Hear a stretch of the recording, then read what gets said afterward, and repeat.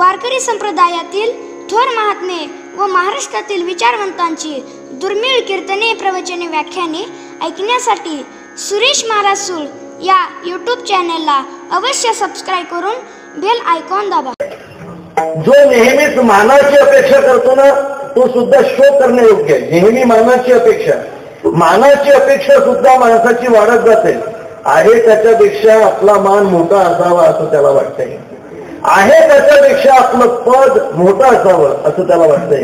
आहे त्यापेक्षाही आपला पैसा मोठा असावा असं त्याला वाटतंय. अर्थात आहे त्याच्यापेक्षा मानाची अपेक्षा सुद्धा माणसाची वाढती आहे.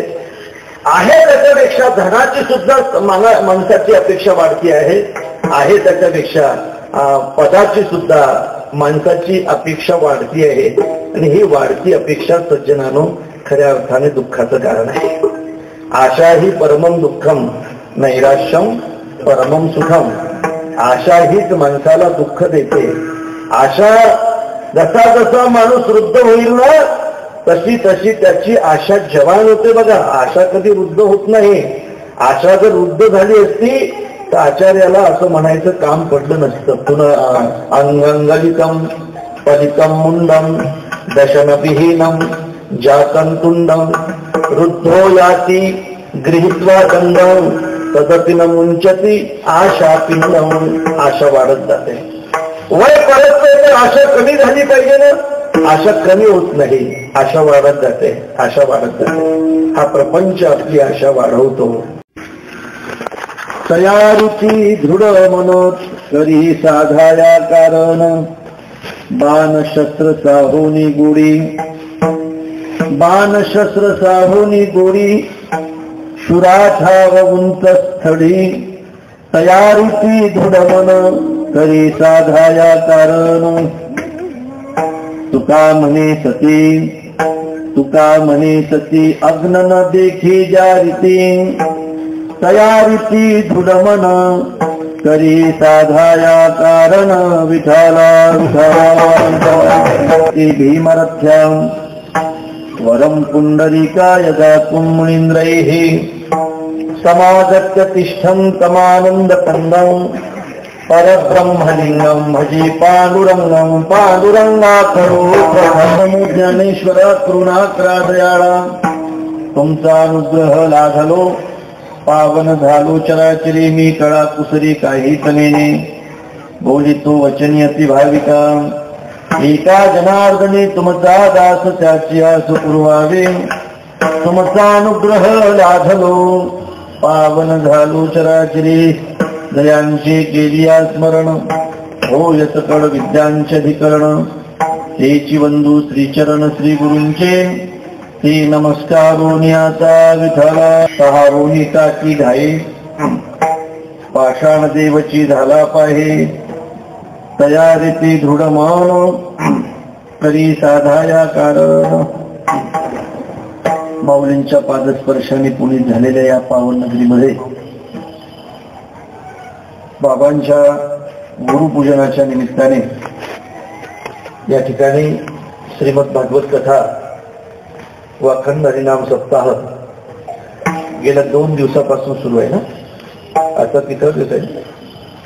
गेल्या 2 दिवसापासून सुरू असून आता हा या सप्ताहाचा 3रा दिवस आहे. माऊलींच्या चरणी त्या निमित्ताने हे वाक्पुष्प समर्पित करण्याचा हा सुयोग आहे. प्रभूचरणी हे वाक्पुष्प समर्पित करण्याच्या निमित्ताने निवडलेला अभंग जगद्गुरु, जगतवंदनीय, महाराष्ट्रभूषण, संत शिरोमणी, संत सम्राट, वैराग्यमूर्ती श्री संत तुकाराम महाराज यांचा 4 चरणाचा आणि साधकाला उपदेश करणारा अभंग आहे. विठाला या अभंगातून महाराज साधकाला उपदेश करतायत. विषय असा आहे, एखादी गोष्ट जीवनामध्ये जितकी महत्वाची असेल तितकीच ती दुर्लभ सुद्धा असते. महत्वाच्या गोष्टी दुर्लभच असतात असं मी म्हणणार नाही, कारण जी महत्वाची असेल ती दुर्लभ असते असं जर म्हटलं तर त्याला व्याप्ती म्हणावी लागेल. वेदांत शास्त्रामध्ये व्याप्ती त्याला म्हणतात. यत्र यत्र धुमा तत्र तत्र वन्नी ही व्याप्ती आहे. असं मी म्हणणार नाही की जी गोष्ट दुर्लभ असते ती महत्वाचीच असते म्हणून. पण जी गोष्ट महत्वाची असते ती मात्र बऱ्याचदा दुर्लक्ष होत असते. आता जी गोष्ट महत्वाची असते ते दुर्लभच असते असं जर आपण म्हटलं तर सिंहाच्या नाकातला केस दुर्लभ आहे ना रे, जाशील का नाकात? अर्थात सिंहाच्या नाकातला केस जर उठून आणायचा असला तर ही गोष्ट अतिशय दुर्लभ आहे. तशी काय एकदम साधारण गोष्ट शक्य नाही, पण ते काही महत्वाचंही नाही. सिंहाच्या नाकातला केस आपल्याजवळ असलाच पाहिजे असा काही विषय महत्वाचा नाही. वाघाचा दात म्हणताय खूप महत्वाचा आहे, पण तो दुर्लभ आहे. तो आणणं सुद्धा अतिशय दुर्लभ आहे. म्हणून एखादी गोष्ट जितकी दुर्लभ असेल तितकी ती महत्वाची सुद्धा असते. मी बोलत नाही, माऊली सांगतात प्रत्येक माणसाला मी आहे त्यापेक्षा श्रीमंत असलो पाहिजे असं वाटतंय. मी आहे त्यापेक्षा मी श्रीमंत असलो पाहिजे. ते गुणाची श्रीमंती असेल, ते पदाची श्रीमंती असेल, ते पैशाची श्रीमंती असेल वा मानाची श्रीमंती असेल. मानाची श्रीमंती सुद्धा माणसाची वाढत जाते. आता एवढा आपल्याला मान भेटला ना तो त्यापेक्षा मोठा भेटला पाहिजे. आणि बघा काही माणसं शोध करणे योग्य आहे. काही माणसं रामायणामध्ये असं आलं, कौशल्या रामप्रभूला असं म्हणते की काही माणसं शोक करण्यायोग्य आहे. कोणकोणची माणसं शोक करण्यायोग्य आहेत? जे साधूचं मानत नाहीत, जे वेद जाणत नाहीत, जे नेहमी मानाची अपेक्षा करतात, जे धनवान असून अतिशय कंजूस आहे, ही माणसं शोक करण्यायोग्य आहे. धनवान असून अतिशय कंजूस असणारा माणूस शोक करण्यायोग्य. जो नेहमीच मानाची अपेक्षा करतो ना तो सुद्धा शोक करण्यायोग्य आहे. नेहमी मानाची अपेक्षा सुद्धा माणसाची वाढत जाते. आहे त्याच्यापेक्षा आपला मान मोठा असावा असं त्याला वाटतंय. आहे त्याच्यापेक्षा आपलं पद मोठं असावं असं त्याला वाटतंय. आहे त्यापेक्षाही आपला पैसा मोठा असावा असं त्याला वाटतंय. आपल्याला जर आता 5,000 रुपयाचं पाकिट भरत असतील तर पुढच्या वर्षी कमी त्याच्यात 1,000 रुपये तरी वाढले पाहिजेत ना. आपल्या एक परिचयात असल्यामुळे सांगतोय. अर्थात आहे त्याच्यापेक्षा मानाची अपेक्षा सुद्धा माणसाची वाढती आहे. आहे त्याच्यापेक्षा धनाची सुद्धा माणसाची अपेक्षा वाढती आहे. आहे त्याच्यापेक्षा पदाची सुद्धा माणसाची अपेक्षा वाढती आहे. आणि ही वाढती अपेक्षा सज्जनानो खऱ्या अर्थाने दुःखाचं कारण आहे. आशा ही परमम दुःखम नैराश्यम परमम सुखम. आशा हीच माणसाला दुःख देते. आशा जसा जसा माणूस वृद्ध होईल ना तशी तशी त्याची आशा जवान होते. बघा आशा कधी वृद्ध होत नाही. आशा जर वृद्ध झाली असती तर आचार्याला असं म्हणायचं काम पडलं नसतं. पुन्हा अंगंगलिकम पलितम मुंडम दशनविहीनम जातंतुंडम वृद्धो याती गृहीत्वा दंडम तदपिन मुंचती आशा पिंडम. आशा वाढत जाते. वय परत तर आशा कमी झाली पाहिजे ना. आशा कमी होत नाही, आशा वाढत जाते. आशा वाढत जाते. हा प्रपंच आपली आशा वाढवतो. एका गाढवावर त्या कुंभाराने मडके लागले आणि त्या गाढवाला एका बाजारात घेऊन जात असताना ते गाढव खाली बसलं, थकलं होतं. उन्हाळ्याचे दिवस होते. खाली बसलंय म्हणून त्या गाढवाला त्या कुंभाराने मारायला सुरुवात केली. ते गाढवच होतं, ते उठतच नव्हतं. गाढव असल्यामुळे त्याला मारलं तरी सुद्धा ते उठत नव्हतं. एक शहाणा माणूस तिथे आला आणि त्याने विचारलं, बाबा हे गाढव उठण्यासाठी काय केलं पाहिजे? त्या शहाण्या माणसाने एक त्याला युक्ती सांगितली, तू बांबू घेऊन ये. बांबू म्हटले बांबू आणलाय. मग बांबू आणला. त्या बांबूचं शेवटचं जे टोक आहे, पाठीमागचं टोक आहे, ते गाढवाच्या पोटाला बांधलं आणि समोर त्याच्या बरोबर असं 2 हात समोर ठेवलं. लक्षात आलं ना? असं 2 हात समोर ठेवलं आणि 2 हात जे तोंडाच्या समोर जे टोक ठेवलं होतं ना त्याला एक हिरव्यागार घासाची पेंडी बांधली. आणि त्या घासाची पेंडी पाहिल्याबरोबर कितीही मारून जे गाढव उठत नव्हतं ते ताडकर उभं राहिलं. फक्त उभंच राहिलं नाही, ते चालायला लागलं. कशासाठी रे? घासासाठी चालायला लागलं. मी विचारतो तुम्हाला, ते किती दिवस चाललं म्हणजे त्याला घास मिळायचे? कितीही दिवस जरी चाललं तरी त्याला तो घास भेटणार नाही. जन्मभर जरी चालत राहिलं तरी त्याला तो घास भेटणार नाही. तुम्हाला असं वाटते का मी हे सगळं गाढवाबद्दल बोलतो म्हणून? सर्व सुखाचे आसा धर्म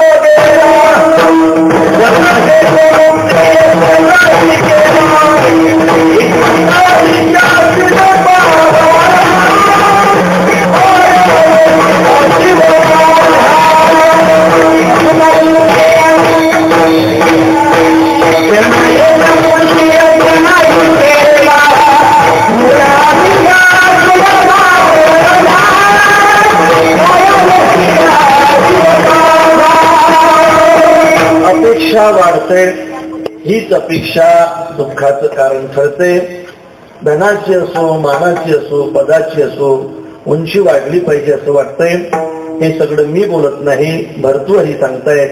निसो वष्टी शतम शती दशशतम लक्षम सहस्राधिपो लक्षेशाम क्षितिपालताम क्षितिपती चक्रेशताम वांछती चक्रेशाम सुरपालताम सुरपती ब्रह्मास्पदम वांछती ब्रह्मा शैव पदम शिवो हरिपदम आशामध्ये तो गतः.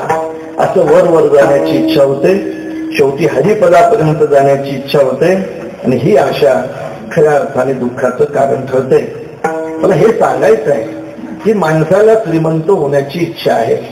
ज्या माणसाला श्रीमंत होण्याची इच्छा असेल त्याने श्रीमंत होण्यासाठी दुसरे काही प्रयोग केल्यापेक्षा परीस आणायचा ना, परीस मिळवण्याचा प्रयत्न जर त्याने केला ना तर तो या विश्वातला एक नंबरचा श्रीमंत झाल्याशिवाय राहणार नाही. लोहागरी सर्व संपत्ती माऊली म्हणतात. त्याने फक्त लोखंड खरेदी करायचं आणि घरू आणून सोनं म्हणून ते विकायचं. परीस लोखंडाला परिसाचा स्पर्श झाला की परिसाचा महिमाच आहे. आपल्या महिमाने आणि धातू परिसे केले सोने, त्याचा महिमाच आहे. धातूला त्याचा स्पर्श झाला की त्याचं सोनं होते. अर्थात जेवढी मोठी संपत्ती त्याच्या घरी होईल त्याने फक्त परीस मिळवण्याचा प्रयत्न केला पाहिजे.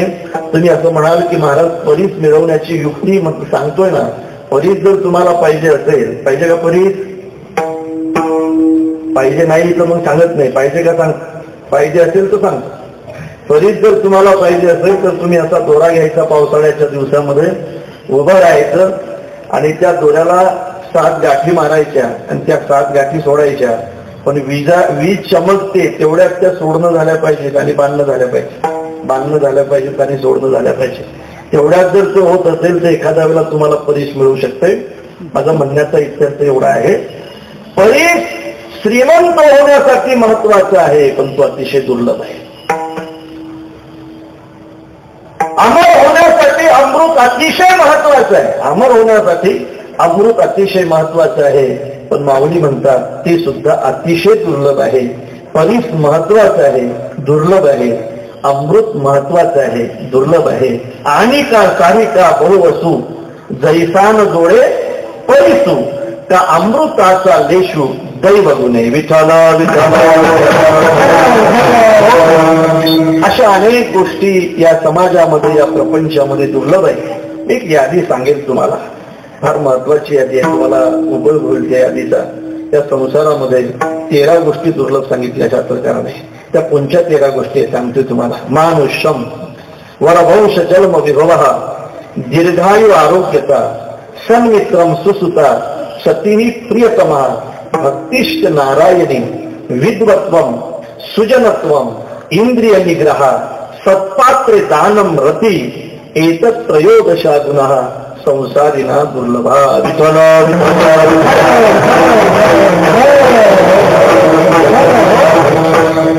मनुष्य जन्म प्राप्त होणं ही गोष्ट अतिशय दुर्लभ आहे. मनुष्य जन्म प्राप्त होणं ही गोष्ट किती दुर्लभ आहे याबद्दल महाराज म्हणतायत. पावला हा देह कातकालीन आहे न घडे हे उपाय घडवाले. एखाद्या आंधळ्याच्या काळीमध्ये कावळा सापडावा, आंधळ्याच्या काळीमध्ये कावळा सापडणं हा जसा योगायोग आहे तसा मनुष्य देह प्राप्त होणं हा सुद्धा योगायोग आहे. नरदेह दुर्लभ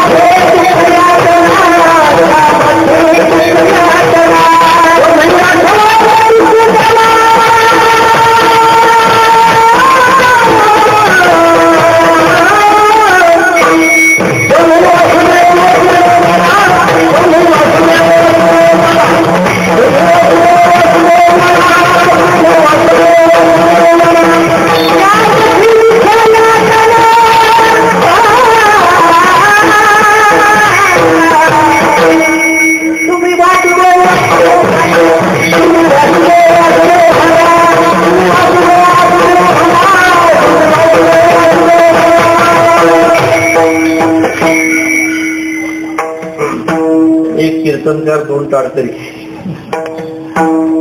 बाकीचे बिचारे जिलकरी नाही का. विठाला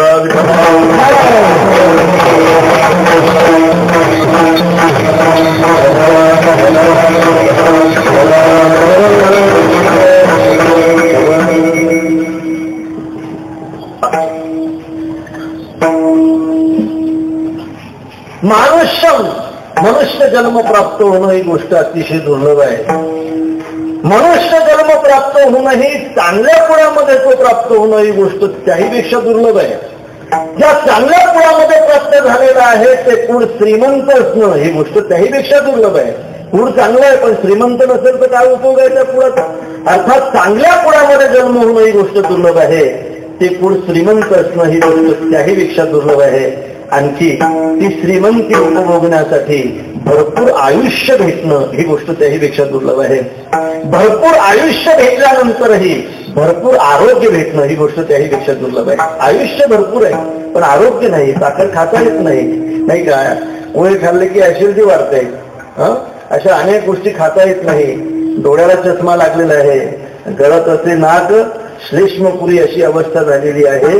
अर्थात भरपूर आरोग्य भेटणं ही गोष्ट अतिशय दुर्लभ आहे. आयुष्य भेटलं पाहिजे, त्याच्यासोबत आरोग्य भेटलं पाहिजे आणि पुढे भरपूर असं म्हणतात की सन्मित्रम, एखादा चांगला मित्र भेटला पाहिजे. चांगला मित्र भेटणं ही गोष्ट दुर्लभ आहे. चांगला मित्र बऱ्याचदा भेटत नसतो रे, ज्याला भेटत असेल त्याचं ते भाग्य असतं. लक्षात ठेवा. एका ठिकाणी रामायणामध्ये रामप्रभू सुग्रीवाला असं म्हणतात की सुग्रीवा, राजा कंजूस नसावा, स्त्री उलटी नसावी आणि मित्र कपटी नसावा. ते नेहमी सोळासारखे असतात.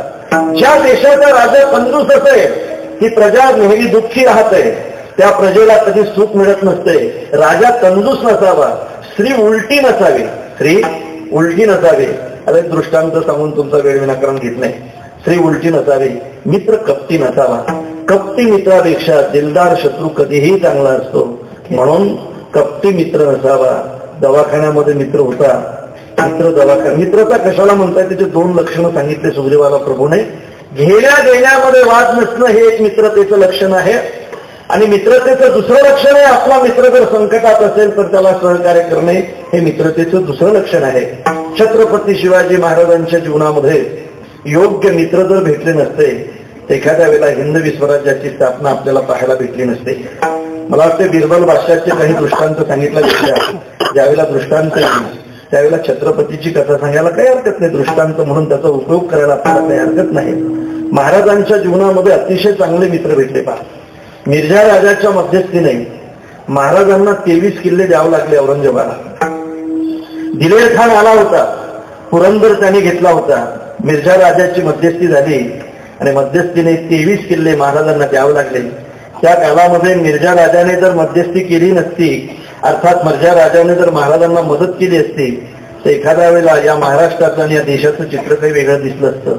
तुम्हाला सांगू दादा, एखाद्या सार्वजनिक कामामध्ये माणसाने कधी चूक करायची नसते आणि मोठ्या माणसाने तर कधी चुकायचं नसते. ज्या वेळेला घरातली मोठी माणसं चुकतात ना, त्यावेळेला ते सगळं घर चुकत असते. मोठ्या माणसाची चूक देशाला भोगावी लागते. मोठ्या माणसाची चूक देशाला कशी भोगावी लागते, उदाहरण सांगतोय मी. 1294 मध्ये या देशामध्ये अल्लाउद्दीन खलजी आला. त्याच्याजवळ फक्त 4000 सैन्य होतं. देवगिरीवर त्याने स्वारी केली. त्यावेळेला त्या राजाची चूक काय झाली, त्या राजांची चूक अशी झाली की प्रत्येक राजा आपापला मठ सांभाळून बसला, आपापलं राज्य सांभाळून बसला. देवगिरीवर त्याने स्वारी केली. आपल्याजवळ यायला अजून उशीर आहे, आपल्याला जायची काय गरज आहे. त्यांनी एकटी देवगिरीच घेतली नाही, त्यांनी सगळा महाराष्ट्र आपल्या ताब्यात घेतला, सगळा देश आपल्या ताब्यात घेतला. बघा, त्या काळातल्या राजाने त्यावेळेला एकत्रित येऊन जर अल्लाउद्दीन खलजीशी सामना केला असता तर आपल्या देशाला 700 वर्ष पारतंत्र्यात राहण्याची गरज आली नसते. म्हणून मोठ्या माणसाने चूक करायची नाही. वैयक्तिक जीवनामध्ये एखादी चूक झाली तरी चालेल, पण सार्वजनिक कामामध्ये कधी चूक करायची नाही. विठाला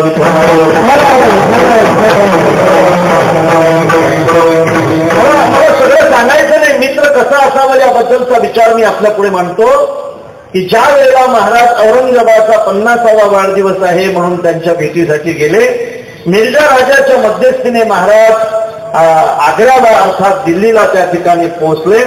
महाराजांचा अपमान करण्यासाठी बादशाने महाराजांच्या समोर एक नौकर पाठवला.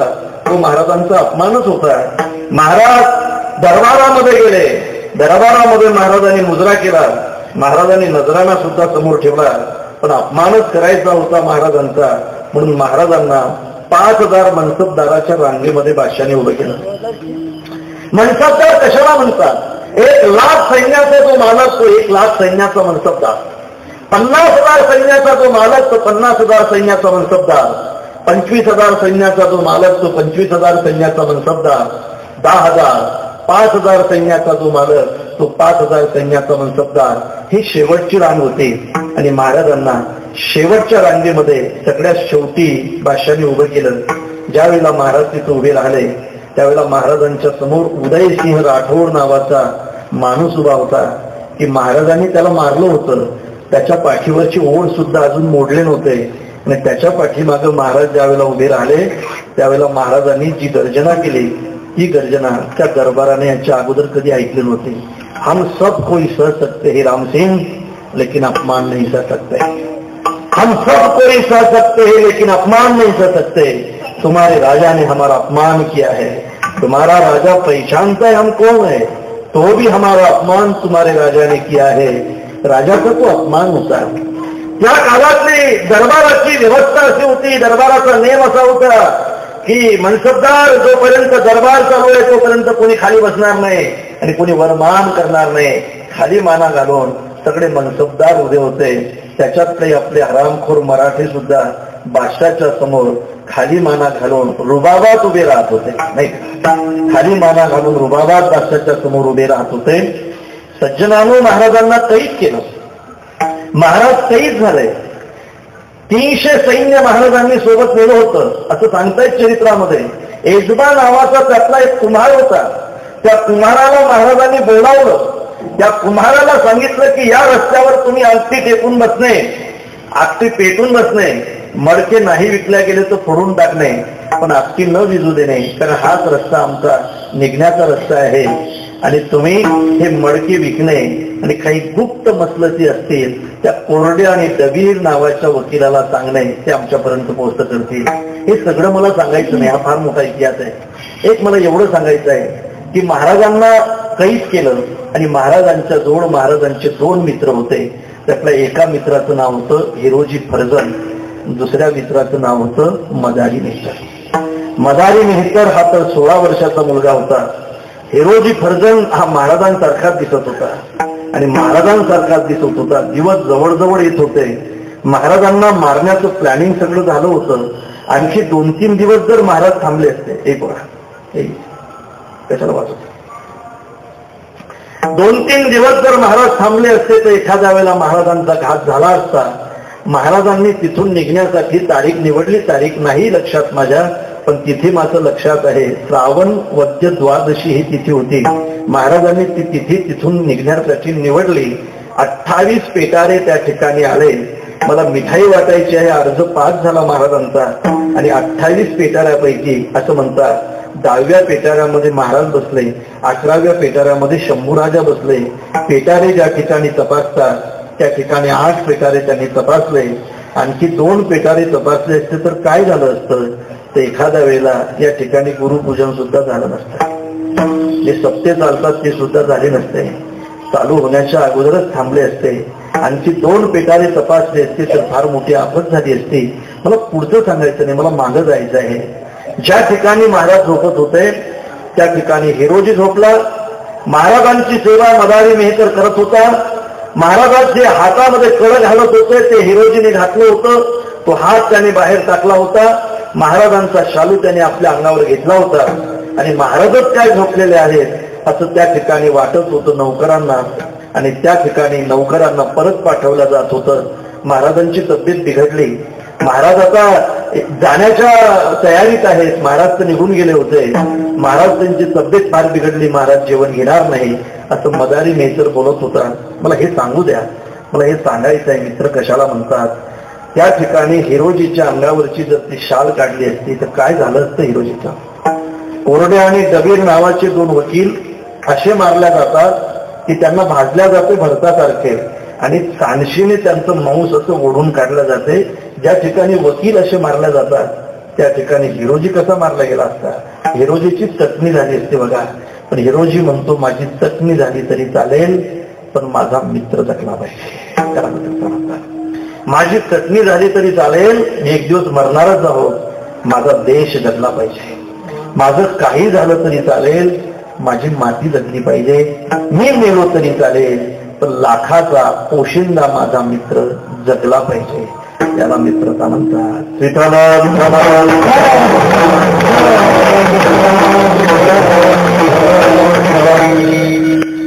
दुर्लभ आहे ही गोष्ट, दुर्लभ आहे. सन्मित्र दुर्लभ आहे. सुसुता चांगला मुलगा दुर्लभ आहे. सती प्रियतमा, प्रियतमा सती गोष्ट दुर्लभ आहे. प्रियतमा सती ही गोष्ट दुर्लभ आहे. ज्यांना ज्यांना अनुभव असेल त्यांना विचारा. दुर्लभ आहे ना, दुर्लभ आहे. त्या गोष्टी सगळ्या दुर्लभ आहे ना, दुर्लभ आहे. प्रियतमा सती भेटणं गोष्ट दुर्लभ आहे. सती प्रियतमा. पुढे ऐका, हे सगळं असूनही भक्तिष्ठ नारायणी, त्या घरामध्ये नारायणाची भक्ती असणं ही गोष्ट त्याहीपेक्षा दुर्लभ आहे. भक्तिष्ठ नारायणी सन्मित्रम सुसुता सती प्रियतमा भक्तिष्ठ नारायणी. विद्वत्वम, ते विद्वान असणं ही गोष्ट दुर्लभ आहे. विद्वान असूनही सुजनत्व नम्रता असणं ही गोष्ट त्याहीपेक्षा दुर्लभ आहे. सत्पात्रे दानम्रती, चांगल्या पात्रामध्ये दान देण्याची इच्छा होणं ही गोष्ट त्याहीपेक्षा दुर्लभ आहे. एकत्रयोदशा गुणा संसारीना दुर्लभ. मी एक गोष्ट सांगितली तुम्हाला, मुद्दाम सांगितली, माझी प्रस्तावना वाढली याच्यामुळे. मला महत्वाचं पुढचं सांगायचं आहे. शंकराचार्य सुद्धा 3 गोष्टी अतिशय दुर्लभ मानतात. विठाला दुर्लभम प्रेमेवेश देवानुग्रहितम मनुष्यत्व मोक्षत्व महापुरुष संश्रया. अर्थात मनुष्य जन्म प्राप्त होणं ही गोष्ट दुर्लभ आहे. मनुष्य जन्म प्राप्त होणं ही गोष्ट जशी दुर्लभ आहे तशी मुमुक्षुता प्राप्त होणं ही गोष्ट त्याहीपेक्षा दुर्लभ आहे. आणि ती मुमुक्षुता टिकण्यासाठी एखाद्या साधूची संगत करणं ही गोष्ट त्याहीपेक्षा दुर्लभ आहे. साधूची संगत गोष्ट दुर्लभ आहे. चंद्र अमृत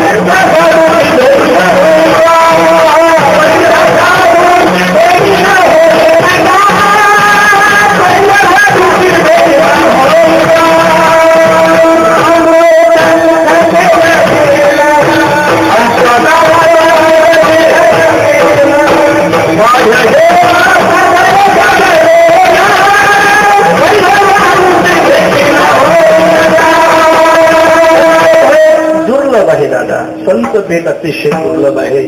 भेट दुर्लभ आहे. महापुरुष संश्रया जे आहे ना, भेट दुर्लभ आहे. त्याची ओळख होणं त्याहीपेक्षा दुर्लभ आहे. त्यांचा परिचय होणं ही गोष्ट त्याहीपेक्षा दुर्लभ आहे. परिचय झाल्यानंतर त्यांचा महिमा करणं ही गोष्ट त्याहीपेक्षा दुर्लभ आहे. आणि महिमा करल्यानंतर त्यांची संगती घडणं ही तो गोष्ट फार दुर्लभ आहे. याला संश्रय म्हणतात. संश्रय म्हणजे एकदम संगत आणि आपल्याला भेट एवढंच नाही. पहिली भेट, नंतर त्यांची ओळख, त्यांचा परिचय, त्यांचा महिमा करणं आणि त्यांची संगती घडणं याला महापुरुष संश्रय असं म्हणतात. हा संश्रय अतिशय कठीण आहे. मनुष्य जन्म प्राप्त होणं ही गोष्ट कठीण आहे. आणि त्या मनुष्य जन्मामध्ये मुमुक्षुता प्राप्त होणं ही गोष्ट कठीण आहे. मुमुक्षु कशाला म्हणतात? ज्याची मोक्षाची इच्छा असेल त्याला मुमुक्षु म्हणतात. ज्याने निष्काम कर्माने उपासना करून 2 आवरण घालवलेले आहेत. मल आणि विक्षेप नावाचं आवरण त्याने घालवलेलं आहे. त्याचा जो अज्ञान शिल्लक आहे आणि त्या अज्ञान निवृत्तीसाठी जो साधन चतुष्टय संपन्न आहे त्याला मुमुक्षु असं म्हणतात. त्याची मोक्षाची इच्छा आहे, पण अज्ञान निवृत्तीची त्याची इच्छा आहे. म्हणून कैनी उद्धार पावे काय कृपा करीन नारायण, ऐसे तुम्ही सांगा करा समाधान चित्त माझे. अज्ञान निवृत्तीची त्याची इच्छा आहे, त्यासाठी तो साधन चतुष्टय संपन्न आहे. आणि असा जो मुमुक्षु आहे ती मुमुक्षुता अतिशय कठीण आहे. विठ्ठला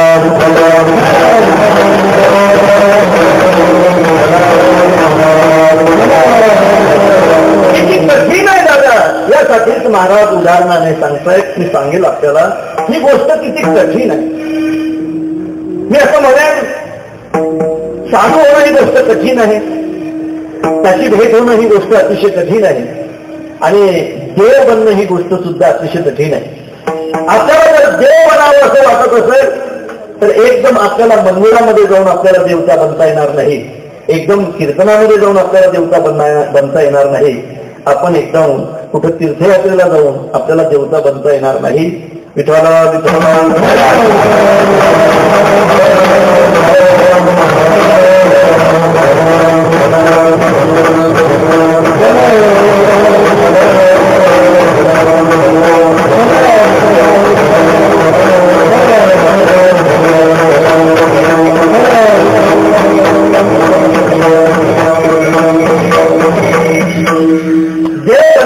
काय करावं लागेल हे एखाद्या कीर्तनकाराला किंवा कथाकाराला विचारल्यापेक्षा मी असं म्हणतो की तुम्ही एखाद्या मंदिरात जा, मंदिरामध्ये जाऊन मूर्तीच्या समोर उभे राहा आणि मूर्तीच्या समोर उभे राहून त्या मूर्तीला विचारा, मला देव बनायचं आहे.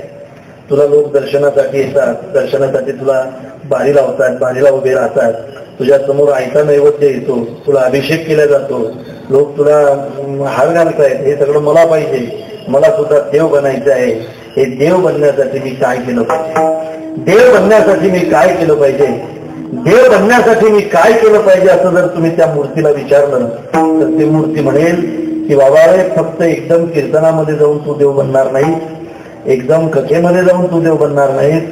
तुला जर देव बनावं असं वाटत असेल तर तू अगोदर पाथरवटाकडे गेलो पाहिजे. काय करायचं पाथरवट विचारू आपण मूर्तीला. ती मूर्ती सांगेल की अगोदर तो पाथरवट तुझ्या छातीवर बसेल. बापरे, हा छातीवर बसेल. छातीवर बसून काय करेल, हातामध्ये फार मोठा घन घेईल आणि घन घेऊन तुझ्यावर तो मारेल. लक्षात ठेव, हा एवढा मोठा घन, हा म्हटलं एवढा मोठा घन तुझ्यावर मारेल. मी आपल्याला एक प्रश्न विचारतो, फार सुंदर आहे. त्याच्यापासून मूर्ती तयार होणार आहे, आपण ते पाहणारच आहोत. पण बघा, मूर्ती दगडाची होते का मूर्ती दगडापासून होते रे? हो, मूर्ती दगडाची होते का दगडापासून होते? दगडाची होत नाही ना.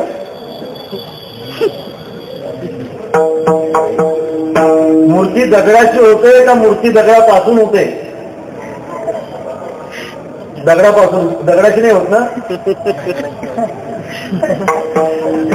दोन्ही होते. पण मूर्ती दगडाची होते का मूर्ती दगडापासून होते? उत्तर आहे मूर्ती दगडाची होत नाही, मूर्ती दगडापासून होत नाही. तर मूर्ती दगडापासून झाली असती तर त्याला आधार आधेय भाव आला असता, मूर्ती वेगळी झाली असती, दगड वेगळा झाला असता. मूर्ती दगडाची होत नाही, मूर्ती दगडापासून होत नाही. तुम्हाला सांगतो, मूर्ती दगडामध्ये प्रगट होते. काय केलं पाहिजे, असा दगड पुढे घेतला पाहिजे आणि त्याच्या शरीराचा अनावश्यक भाग असा बाजूला केला पाहिजे. अनावश्यक भाग दगडाच्या अंगावरचा बाजूला केला की त्याच्यामध्ये मूर्तीचं प्रागट्य होते. बघा, म्हणून मूर्ती दगडाची होत नाही, मूर्ती दगडापासून होत नाही, मग मूर्ती दगडामध्ये प्रगट होते. आपण त्या देवाला विचारून कसा बनलाय तू देव, ते म्हणेल मी पाथरवटाकडे गेलो आणि पाथरवटाकडे गेल्यानंतर पाथरवटाने माझी परीक्षा घेतली. विठ्ठला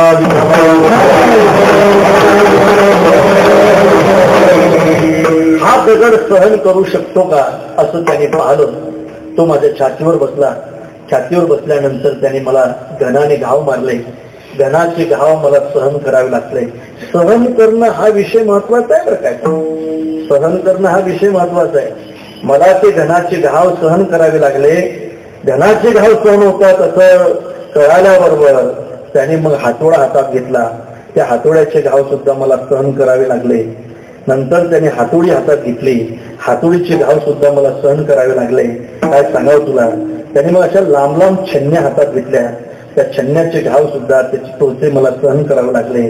मग त्या छन्न्या लहान झाल्या.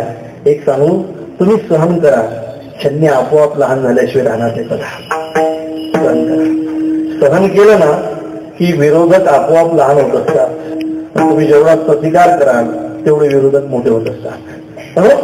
सहन करावं लागेल आणि सहन करता करता मग एवढीशी छन्नी हातात येईल आणि मग तर तो अतिशय हळूहळू हळूहळू तुम्हाला आकार देण्याचं काम करेल. आकार देण्याचं काम करेल. तुम्हाला जी मूर्ती गिराईकाने सांगितली असेल त्याचा तो तुम्हाला आकार देईल. आणि तुम्ही जर मधामध्ये फुटले तर तुमची फार मोठी अधोगती होईल. महाराज म्हणतात, फुटलिया जन पुला पुसे, विठाला विठाला.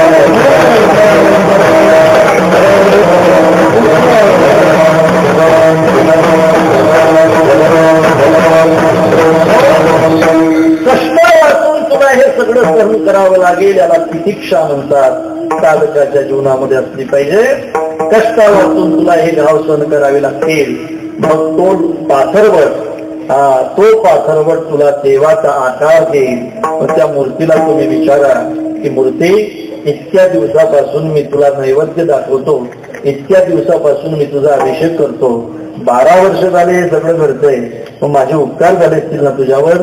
ती मूर्ती म्हणेल, मी तुझे उपकार कधीच मानणार नाही. लक्षात ठेव, ज्या पाथरवटाने मला देव बनवलं त्याचे उपकार मात्र मी विसरणार नाही. सज्जनानो, साधकाने सुद्धा असं सहन केलं पाहिजे. साधकाने सुद्धा असं मन धरून ठेवलं पाहिजे. तेच सांगतायत महाराज अभंगाच्या दुसऱ्या चरणात.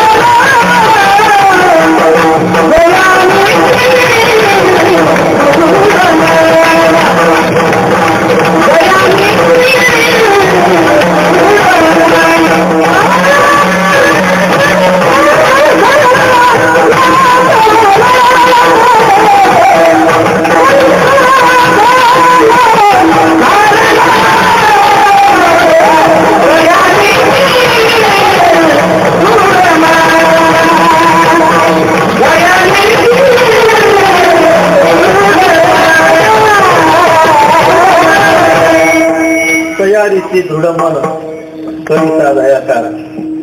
हे साधण्यासाठी साधकाने आपलं मन दृढ केलं पाहिजे. किती दृढ केलं पाहिजे एक दृष्टांत सांगितला जातो. एक ब्राह्मण नदीच्या कडेवर बसले होते आणि नदीच्या कडेवर स्नान करून बसल्यानंतर ते संध्या करत होते. आणि संध्या करत असताना संध्यामध्ये एक प्रकार आहे, प्राणायाम करावा लागतो. संध्यामध्ये प्राणायाम करावा लागतो. आणि प्राणायाम करत असताना तेवढ्यात एक धनगराने ते पाहिलं. धनगराच्या मेंढ्या पाण्यावर आल्या होत्या. त्या धनगराने ते पाहिलं आणि ते पाहिल्यानंतर तो धनगर तिथं गेला की अरे बामन बा, इथे इतका चांगला सुगंध आहे, चांगले फुलं आहेत, आणि तुम्ही नाक का दाबताय? नाक दाबून का बसले? त्याला बिचाराला माहित नव्हतं नेमकं नाक काय आहे प्रकार यातला. ते माहित नसल्यामुळे तुम्ही नाक काय दाबता ब्राह्मण बा? ब्राह्मण बुवाने धनगर असल्यामुळे, थोडासा एरगट असल्यामुळे त्याला उत्तर दिलं, नाक दाबल्याने देव भेटतोय म्हणे. नाक दाबल्याने देव भेटतो असं म्हटल्यानंतर तू गडी धनगराचाच होता. त्याने विचार केला, अरे नाक दाबल्याने जर देव भेटतोय का, तर मग याच्यापेक्षा आणखी काय सोपं साधन असलं पाहिजे. नाकही आपल्याजवळ आहे, दाबणारे आपणच आहोत, दुसऱ्याची गरजच नाही ना. नाकही आपलंच आहे, दाबणाऱ्या देव आल्याशिवाय सोडायचंच नाही, कसला विषय, देव भेटल्याशिवाय राहणार नाही. आणि साधूचं वचन आहे हे कधी खोटं होणार नाही. साधूच्या वचनावर विश्वास ही गोष्ट सुद्धा अतिशय महत्वाची असते का. म्हणून त्याने ठरवलं की आता नाक दाबायचं, नाक दाबायचं, देव आल्याशिवाय नाक सोडायचं नाही असं त्याने ठरवलं. आणि त्या ठिकाणी ब्राह्मण बुवाचं संध्या करून निघून गेले. त्याने त्या ठिकाणी ब्राह्मण बुवाच्या जागेवर बसून आपलं नाक पकडलं. नाक पकडल्यानंतर तोंड उघडायचं का नाही हे त्याला माहीतच नव्हतं ना, तोंडही उघडायचं नाही असं त्याने ठरवलं. नाक पकडलं. नाक पकडल्यानंतर देव भेटल्याशिवाय नाक सोडणार नाही. आता काय, नाक पकडल्यानंतर माणसाचं मरण निश्चित असतं. शेवटी देवाला असा विचार करावा लागला की आपल्याला याला भेट द्यावी लागेल. आणि याचं मन अतिशय दृढ आहे.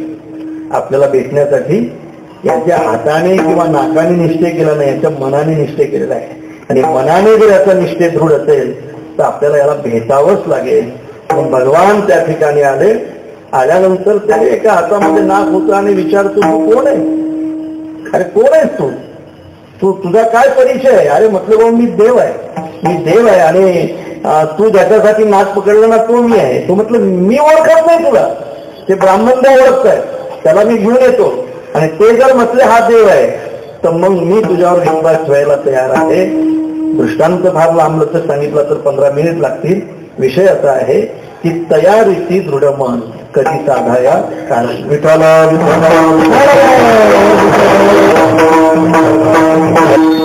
तयारीची दृढ मन कधी साधाया कारण.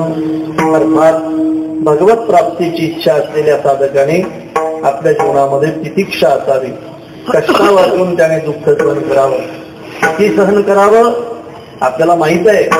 माऊली याबद्दल फार सुंदर दृष्टांत देतात. का सारसाही विघडता होय ओवाहुनी वत्स काढता त्या भनंग दवडीचा भान यावरुणी.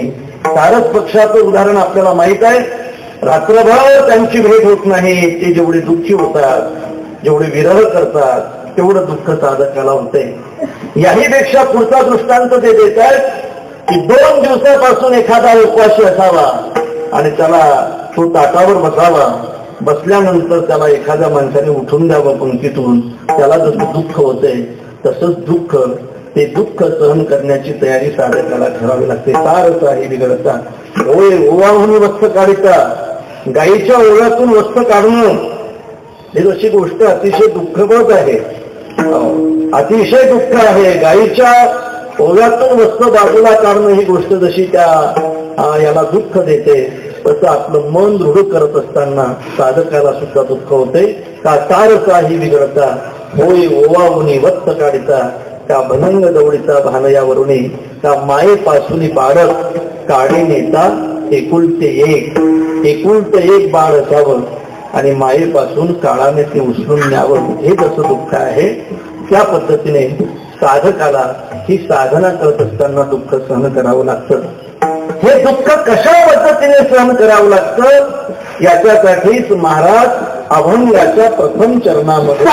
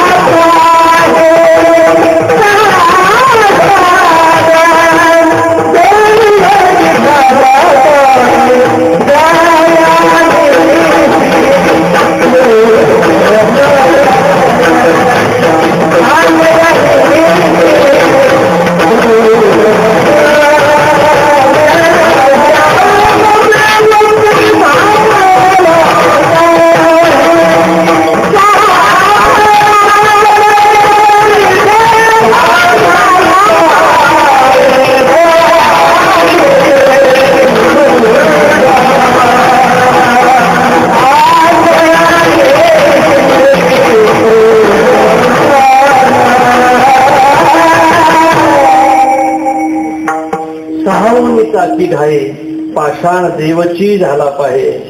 तुम्ही जर सहन करत असाल तर तुम्हाला देव बनण्याचा अधिकार प्राप्त होईल. सहन करणं ही गोष्ट अतिशय महत्वाची महाराजांनी या अभंगातून सांगितली. साधकालाच उपदेश आहे महाराजांचा हा. म्हणून सहन करावं लागेल आणि सहन जर केलं तर तुम्हाला देव बनण्याचा अधिकार प्राप्त होईल. तसं सहन करण्यासाठी मन सुद्धा दृढ करावं लागेल. त्याचं मन दृढ असेल तो सहन करू शकतो. तयारीची दृढ मन कधी साधाया कारण. महाराजांना थोडा हा दृष्टांत कमी वाटला. महाराजांना असं वाटतं की दगडाला कुठं मन असते. आपण दगडाचा जरी दृष्टांत दिलेला असला तरी दगडाला मन नसते ना. म्हणून तर दगड काही मनात घेत नाही.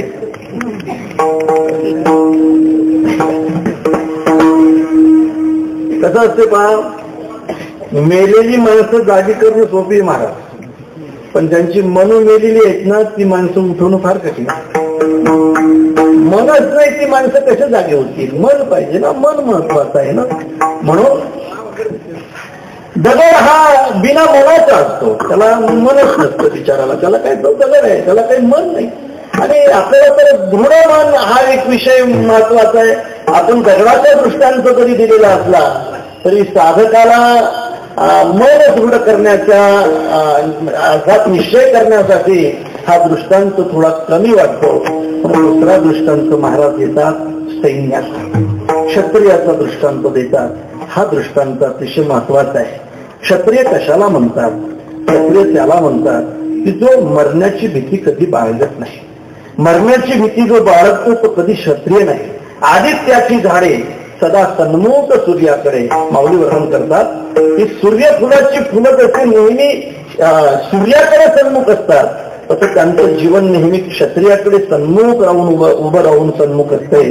क्षत्रियाचा समाचार, शत्रूचा समाचार घेण्यासाठी ते त्यांच्या सन्मुख उभे असतात. त्यांना क्षत्रिय असं म्हणतात. क्षत्रिय सहन करतात. आता सहन करतात आणि क्षत्रिय हा विषय निघाल्यामुळे त्याला आणखी एकदा छत्रपतीच्या जीवनाकडे जावं लागेल. दृष्टांत म्हणून तरी जावं लागेल. महाराज सांगतायत म्हणून जावं लागेल. महाराजांना पन्हाळगड सोडणं ही गोष्ट महत्वाची होती. अफजल खानाला मारलं होतं महाराजांनी 6 महिन्याच्या अगोदर. 10 ऑगस्ट 1660 अशी तारीख होती. विकारी नाम संवत्सर होतं. षष्टीचं सप्तमी होती. अफजल खानाला महाराजांनी मारलं. आता तो वृत्तांत फार मोठा आहे. आणि अफजल खानाला मारल्यानंतर विजापूरहून महाराजांना मारण्यासाठी सिद्धी जोहर निघाला. सिद्धी जोहर हा महाराजांना मारण्यासाठी निघाला. त्याच्याजवळ 42,000 सैन्य होतं. महाराज पन्हाळगडावर होते. महाराजांच्या गडाला अर्थात पन्हाळगडाला त्यांनी वेढा मारला होता. वेढा इतका तेवत होता की वेळावरून धो पाऊस पडत असला तरी वेढा अजिबात इकडे तिकडे व्हायला तयार नव्हता. महाराजांना पन्हाळगड सोडणं ही गोष्ट अतिशय महत्वाची होती. महाराजांनी पन्हाळगड सोडण्याची तारीख निवडली. त्याच ती तारीख देतो म्हणून सांगतो. 12 जुलै 1660 आषाढ शुद्ध पौर्णिमा होती. गुरुवारचा दिवस होता. रात्री 10 वाजता महाराजांना गड सोडायचा होता. सगळी जबाबदारी महाराजांनी बाजीप्रभूवर दिली होती. आणि बाजीप्रभूने 2 पालख्या तयार केल्या होत्या. 6 मावळे आपल्या सोबत घेतले होते. त्र्यंबक पंत हे गडाचे गडकरी होते. रडत होते. राजा गडाचा विचारच करू नको रे. गडाचा कणच काय पण दगड सुद्धा इकडे तिकडे होऊ देणार नाही. पण तू एवढ्या मोठ्या आपत्तीमध्ये आपलं पाऊल टाकतो. तुझं जर कशाने काही झालं तर आम्ही या गडाचं काय करावं राजा. म्हणून त्या ठिकाणी त्र्यंबक पंत मुद्रा करत होते. महाराज त्यांना म्हणत होते त्र्यंबक पंत गड सांभाळा, येतोय आम्ही. दरवाजा रात्री 10 वाजता उघडला होता. आणि आता मावळे बाहेर पडले होते. समोरच्या पालखीमध्ये महाराज होते. पाठीमागची पालखी रिकामी पाठीमागून चालत होती. आता वेळा जवळजवळ येत चालला होता. 5 पावलावर वेळा आला होता. वेळामध्ये मावळ्यांचं पाऊल पडलं होतं. वरून धो पाऊस पडत होता. तरी सुद्धा मावळ्यांच्या अंगातून घाम निघत होता. कारण महाराष्ट्राची जोखीम खांद्यावर होती आणि त्या गडावर पोस्ट करून देण्याची जबाबदारी सगळी मावळ्यांची होती. मावळे निघाले. मावळे पुढे पडत होते. वेळा पाठीमागे पडत होता. सांगतो इतिहास, एका जाडीतून डोळे चमकले. वाघाचे नाहीत, माणसाचेच आहेत.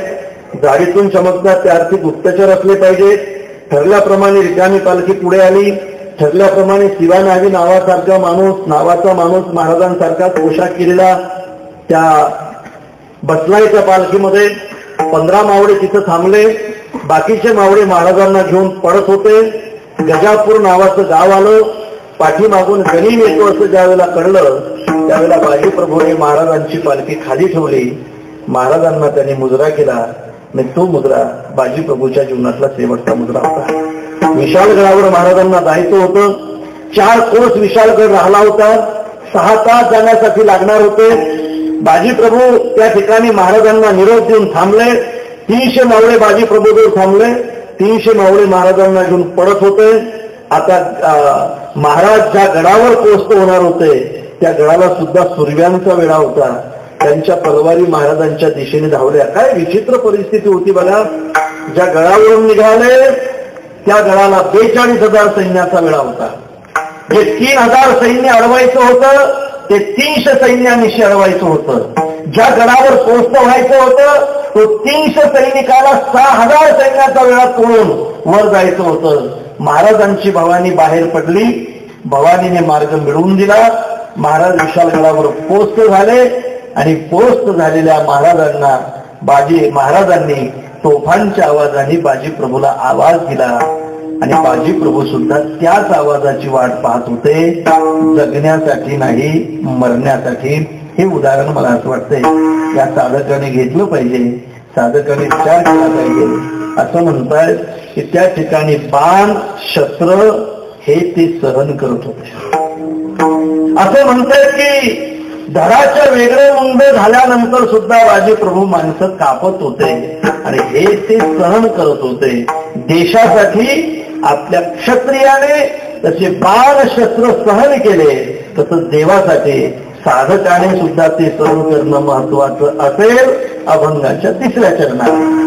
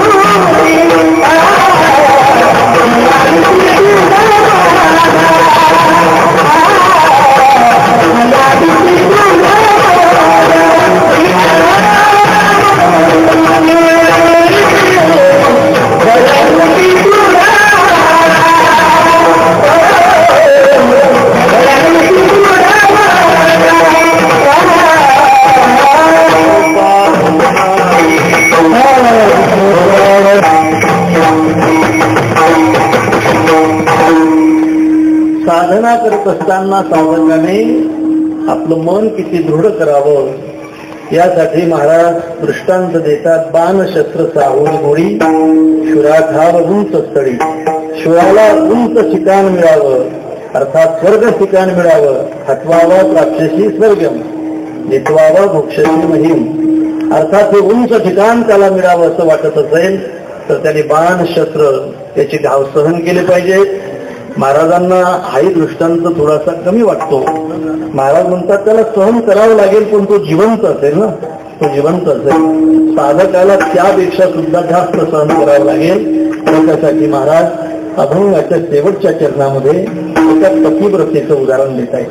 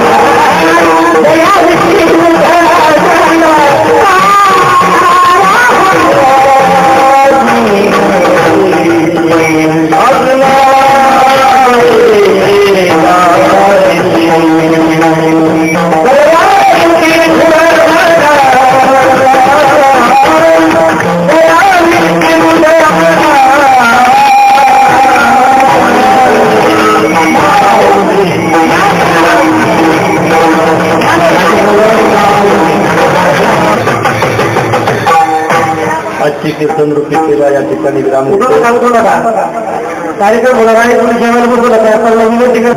जगद्गुरु तुकारायांनी आपल्याला अभंगातून सांगितलंय. अभंगाचा भाव आपल्या पुढे मांडण्याचा प्रयत्न केला. बरोबर असेल ते माझ्या गुरुजनांचं आहे, अयोग्य असेल ते माझ्या अर्थमतीच आहे. म्हणूनच ते पुरते अधिक ते सरते करुणे घ्यावे तुमचे विनित पायाच्या प्रसादे काही बोललो विनोदे मदक्षमा करणे संती मोही अंगभूतयुक्ती हा उपदेश तुमची बडबडी शेष तुमच्या प्रती जे पोसणे जन्मोजन्मी तुका म्हणे विठ्ठल